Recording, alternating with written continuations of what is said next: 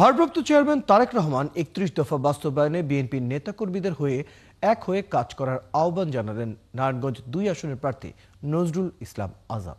শনিবার নারায়ণগঞ্জের ২৫০০-এ বিএনপির নির্বাচনী সমাবেশে একথা বলেন নারায়ণগঞ্জ ২ আসনের প্রার্থী নজরুল ইসলাম আজাদ। এ সময় বক্তারা জানান, দেশের উন্নয়নে, জনগণের উন্নয়নে বিএনপির প্রতিটি কর্মী প্রস্তুত রয়েছে। আগামী নির্বাচনে জয়ী হয়ে দেশ গঠনে সকলে একযোগে কাজ করবে বলেও জানায় তারা।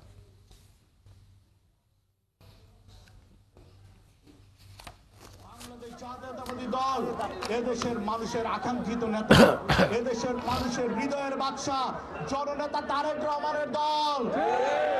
কোন ষড়যন্ত্র করে কোনো লাভ হবে না, লাভ হবে না। কোন ষড়যন্ত্র করে কোনো লাভ হবে না।